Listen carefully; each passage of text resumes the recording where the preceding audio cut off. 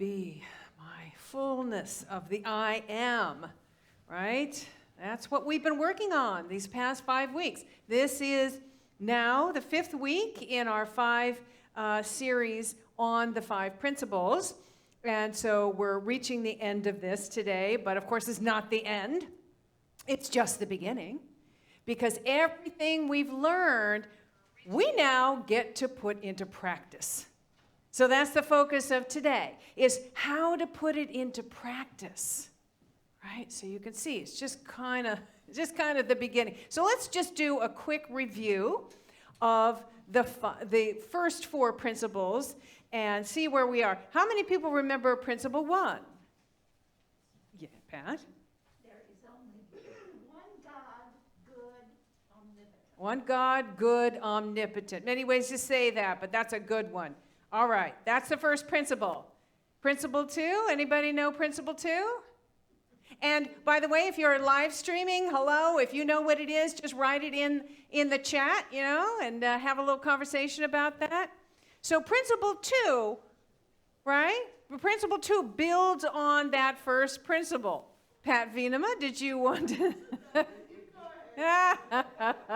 Well, okay.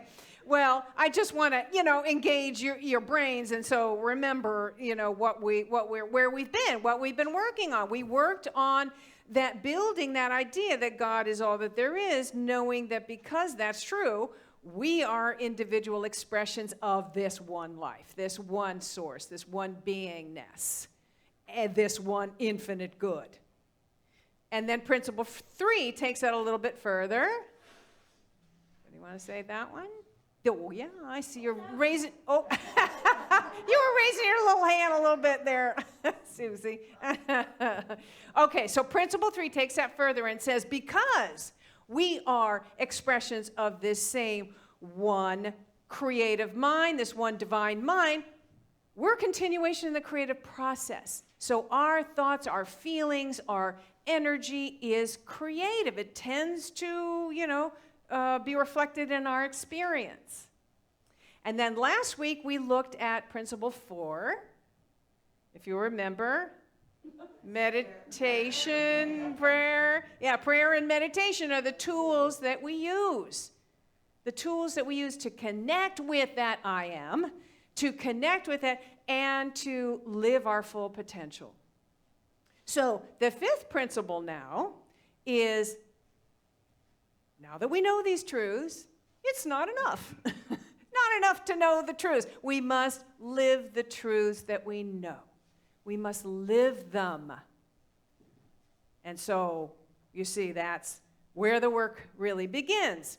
So there are ways that we can apply that to our lives, and we'll be talking about that today. And one of the idea, when I was thinking about what I was going to talk about today, the idea is, I'm sure many of you are familiar with the phrase, be the change you want to see in the world, right? You're familiar with that? It's attributed to Gandhi. It's become so popular that you see it on T-shirts and calendars and greeting cards and coffee mugs, right? And for good reason.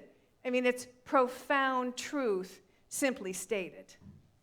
And we know it at our core, right? We know it doesn't do any good to complain about the world and complain about, our neighbors and complain about our family. It doesn't do any good.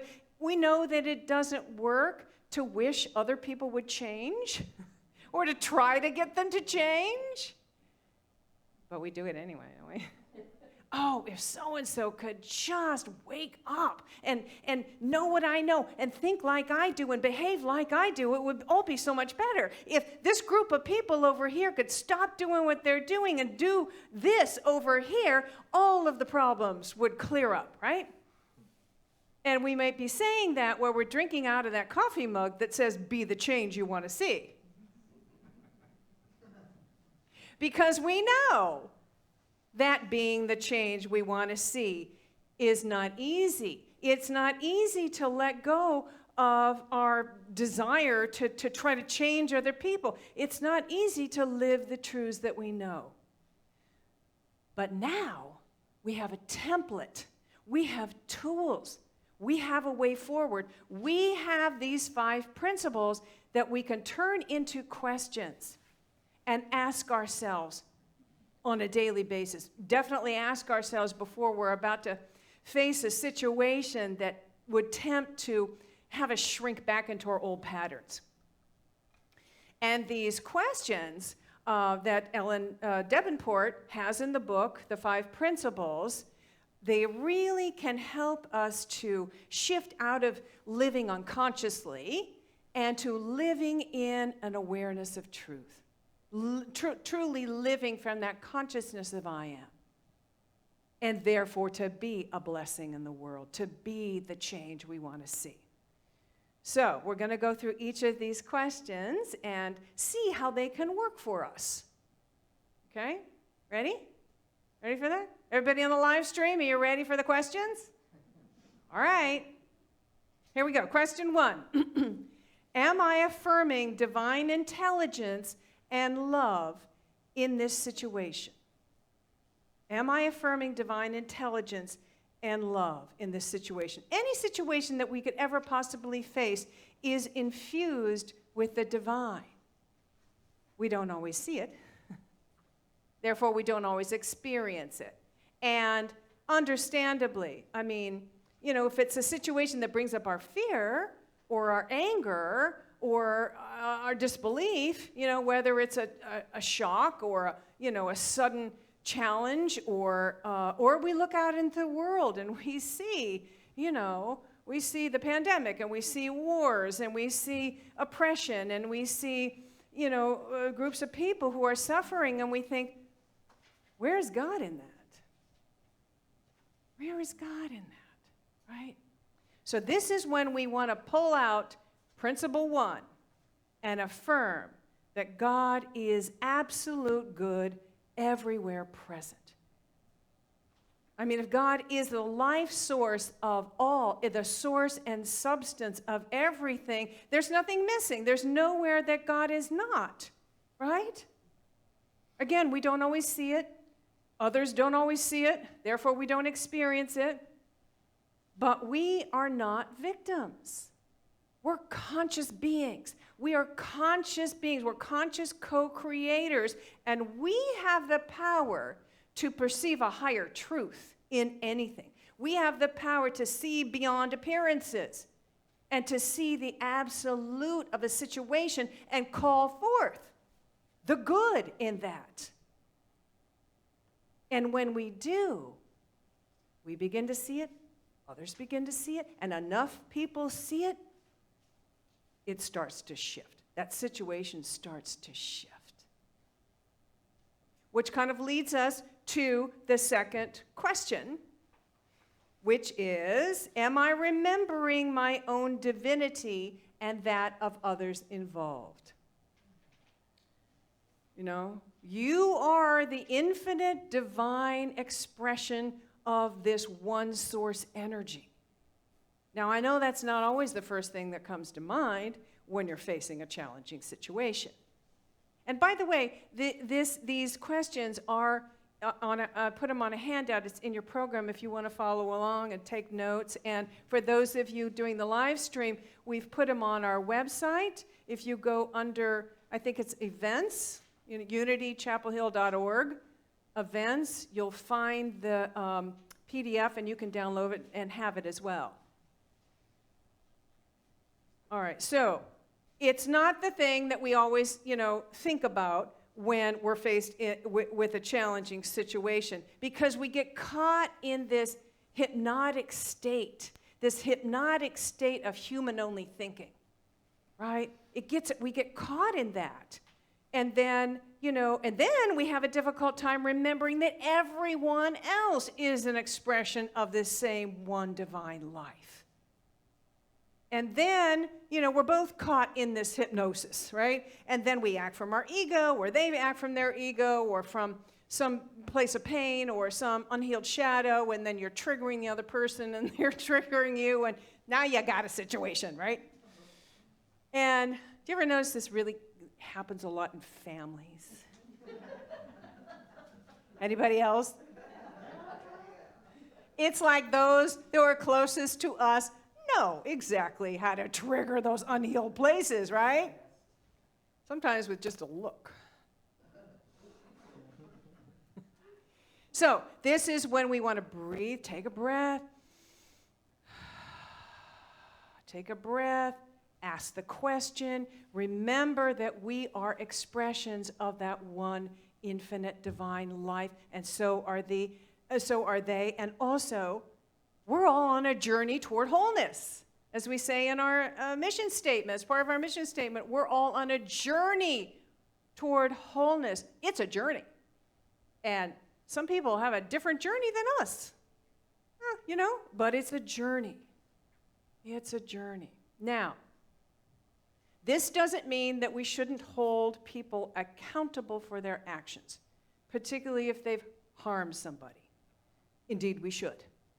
And that helps them grow too, by the way. And I think it's important that we, set boundaries and, make requests of people. It's important for us. It's important for them, right? But when we can see the divine in somebody, that can very often call it forth, and sometimes that creates a space for healing. So, for example, I remember an incident with a friend years ago, and I love this woman. She's my friend, but I thought she was being really obsessive about relationships, and she was making bad choices, and I was totally judging her. And then I mentioned this to a mutual friend. I said, our friend, she's just, why is she so obsessing about this relationship? She's being stupid. Well, you know how these things go, right? That got back to the friend. But instead of this person being angry or calling me out or ending our friendship, she did something else. She sent me a message that said how grateful she was. Oh my God, I'm just feeling it now, how overwhelmed I was, how grateful she was that we had a friendship, for our friendship, and that I understood how important relationships were to her, and that I was supporting her finding the perfect mate. And she was not being facetious. These were real words. She was seeing me from the eyes of love. She was seeing me from the highest possible perspective. She was seeing the highest and best in me. I was taken aback. And I understood what I did. I felt bad for a minute. And then I felt something else, right? I felt like I wanted to be the person she saw.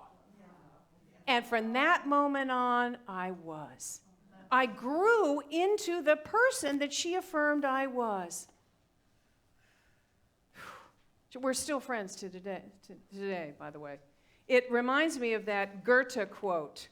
Do you know this one? Treat people as if they were what they should be, and you help them become what they're capable of becoming. Wow, that was totally demonstrated for me. All right. The next question gets a little tricky. So let's all take a breath. And that is, am I taking responsibility for the situation, for attracting this situation into my experience, and know that its outcome for me will match my thoughts and feelings about it? Okay, so we talked about in week 3 that we are a continuation in the creative process of the universe, and our thoughts and our feelings and our beliefs and our energy and how we choose to focus that energy is creative, tends to be reflected in our experience. Now, mostly this is unconscious. So part of this question is to help us to become conscious. But this is where it gets uncomfortable. Because invariably, there's something in our life we go, oh, but I didn't create that.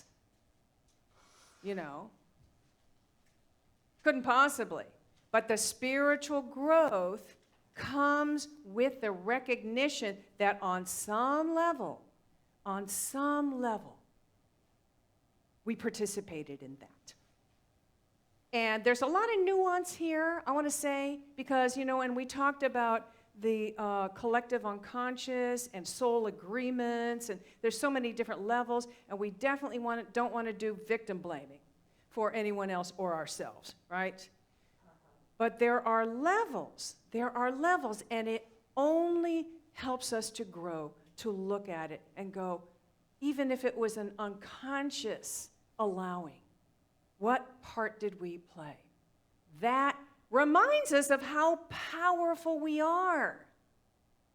In fact, we're so powerful that we have the power to change any situation and condition that is not bringing us joy or happiness or abundance or well-being.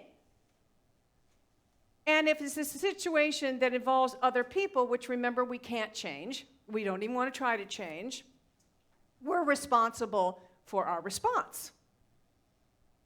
We're responsible for our response to that. And as she says, the outcome will match our thoughts and feelings about it. So if we're sending love, we're feeling peace, we're doing healing, the Ho'oponopono prayer, whatever it is that we're doing, that is going to be our experience. We don't have to be trapped in that energy anymore. We can be free of that. Okay. So, all right, the last question is, have I aligned myself with divine wisdom and received guidance before I act? So, last week we talked about meditation is a really great tool for us to get in touch with our inner wisdom, to hear that still small voice, right? To hear that divine guidance. So as we're thinking about and talking about taking action, being of service to others, being service in the world, we want to check in first and ask if this is ours to do. Is this mine to do? And then also that meditation and prayer practice can help us make sure that we're coming from a place of inner peace. And that we're not going out in the world fighting the good fight from a place of our inner pain or self-righteousness or an unhealed shadow, which can only exacerbate the problem. Not that we have to be totally healed. I mean, nobody is. But, we're working on it, right? We know that we're conscious and we're working on it. So the question can really help us make sure that we're coming from a place of love and of wisdom and of oneness, an awareness of oneness. So that rather than fighting against something, we want to work towards, we want to work for. Rather than fighting against the fossil fuel companies, and climate change, we want to work towards educating people about, everybody doing their part, taking care of the planet, and funding and supporting, alternative fuels and things that are healthy for the planet, put that there. Rather than fighting against school shootings and mass shootings, we want to work towards sensible gun laws and, programs that are accessible and affordable for every single person. Right?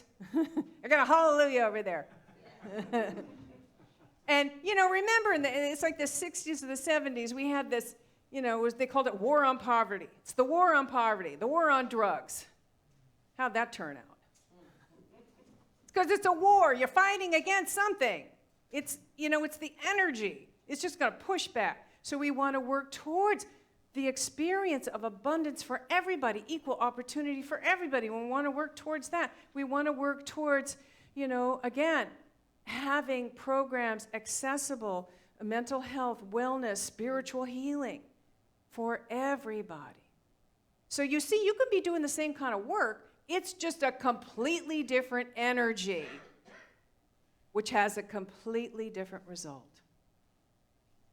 As Davenport talks in the book, she says, you want to be of service in the world from a place of your cup overflowing with love, which I love that, And again, the meditation practice can fill up the tanks, fill up the love and the well-being within us so that we that we serve from this place of love. Right? And we want to be of service in the world. We want to be of service to others. We're not these little individual little beings over here having, our own little individual lives and, we got it ours, taken care of. We don't care about everybody else. No. We're all connected. We're all in this together. And it doesn't work until all of us together are experiencing the wholeness, from that experience of oneness, of love. So I love the Jewish practice of tikkun olam. Anybody heard of tikkun olam? Yeah. And if you're on live stream and you know how to spell that, go ahead and put that in there. I think it's TIKKUNOLAM. Yeah. And for what I understand, it's this. It's the belief that your purpose in the world is to bring these broken shards of light, which were shattered when the earth was created, back together, back into place. It's the sense of repairing the world, right? Not that I don't feel like the world is broken, but our part maybe is to bring the light back into place so that all the shards fit together in the right place, and every shard of light is allowed to shine as brilliantly as the next. Tikkun olam. I think it's just a beautiful idea. So, these are the 4 questions that you can work with. And again, they're on that handout. It's a PDF on the website. You can download that, take it with you, and work with it. Work with it on a daily basis. Work with it in particular if you're facing a situation that, is really challenging. And let's talk about how that is working for you. Because it is my belief that we work this, we put this into practice, and that's how we live the truth we know. That's how we become the change we want to see. Right? Everybody willing to do that? Yes. Okay. Everybody? I heard one person. Everybody willing to do that? Yes. All right. All right. Namaste.